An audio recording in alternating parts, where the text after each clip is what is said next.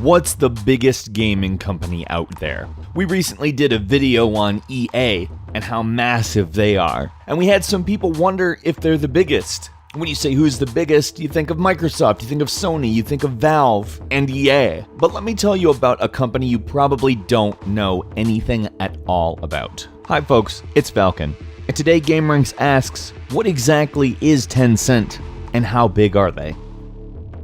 On November 11, 1998, in Shenzhen, Guangdong, China, a company called Tencent was founded. It was incorporated in the Cayman Islands, which is widely known as an international tax haven, and various venture capitalists provided funding. It wasn't able to generate a profit for the first 3 years. Tencent had an instant messaging program that it considered to be its main product for its first few years. It was originally called OICQ, but it was changed to QQ due to confusion with ICQ, possibly legal confusion, although that's never been confirmed. Originally, the company only made money from advertising and a premium membership to QQ. Their business grew fairly quickly on account they were very savvy with virtual goods, and eventually made the majority of their profits from that. And by that time had also generated a mascot, which was incredibly popular in China. They started licensing that out, and you could start seeing it on everything from hats to shirts, shoes to snack food. It was a pretty successful mascot if it had reached that point of saturation, and all that licensing generated money for them. That money they decided to put towards video games. Tencent acquired the license to operate Dungeon Fighter Online in China,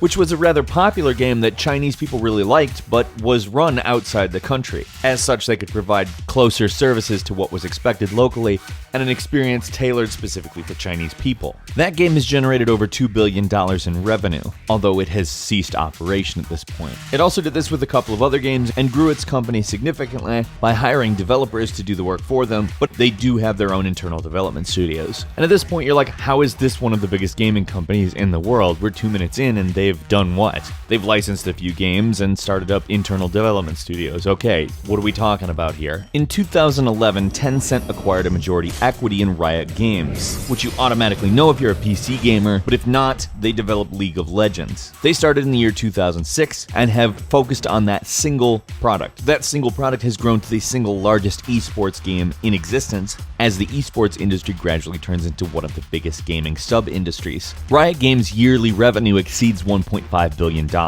And at this point in time, they're entirely owned by Tencent. They were fully snatched up in 2015. In 2012, Tencent bought 48.4% of Epic Games, which, if you wonder why Gears of War got sold off to Microsoft, it's because Epic Games is now focusing on much more online team multiplayer content. Their revival of Unreal Tournament is evidence of this. It's still owned a majority by Tim Sweeney and Mark Rain, but Tencent's 48.4% is a very large minority stake in the company. They also own 12% of Activision Blizzard, so that means they have a big stake in World of Warcraft, Diablo, Overwatch, Hearthstone, StarCraft, and whatever else is rattling around up there in the Blizzard people's heads. Blizzard is a massive company that 8 years ago emerged with Activision to create an even bigger company, because what is it that Activision publishes again? Could it be every single Call of Duty game?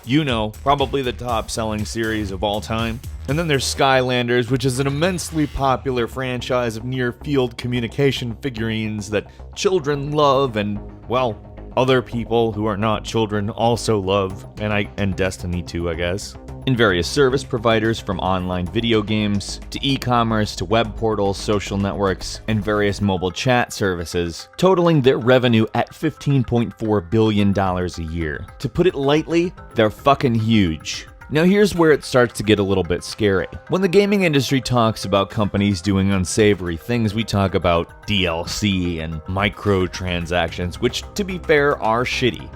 When people tell you you're registering an account to read the terms of service and nobody ever does? Tencent's probably the worst regarding that. According to a report from Reporters Without Borders, they provided the Chinese government with full surveillance of their users. They could monitor online conversations, chat logs, they could track keywords, they could identify specific users and follow them. The EFF, the Electronics Frontier Foundation, rates the services Tencent provides 2 out of 7, or essentially unsecure. Now, I'm not an expert on socioeconomical issues, nor have I ever lived in China, But that scares the fuck out of me, because they own several American companies that I guarantee our data is going into. You play League of Legends, right?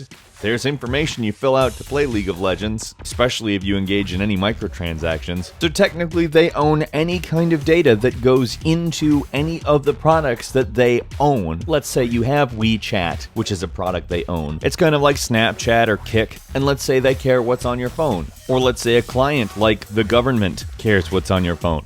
Ethically speaking, they don't give a shit. They do like money though. And here's the thing, I hate to sound like a conspiracy theorist, but this is the business model. This is how they are operating and making money. Yes, because of their holdings, they are the biggest gaming company in the world, despite you never having heard of them. As they gradually accrue more and more power, they're going to continue to leverage it. And let's just hope that when the Tencent salesmen show up at the United States government's door, knock on it and say, hey, we've got a great deal for you, our government says, no, please go away. We don't like salespeople. Be honest. Did I just blow your mind a little bit? Let's meet in the comments, and I know that this is going to be insane, so let's go. If you enjoyed this video, please click like, and if you're not yet subscribed, it is a great time to do so right now. We upload brand new videos every single day of the week, and the best way to see them first is a subscription. As always, we thank you very much for watching this video. I am Falcon. You can follow me on Twitter @FalconTheHero, and we'll see you next time right here on gameranx.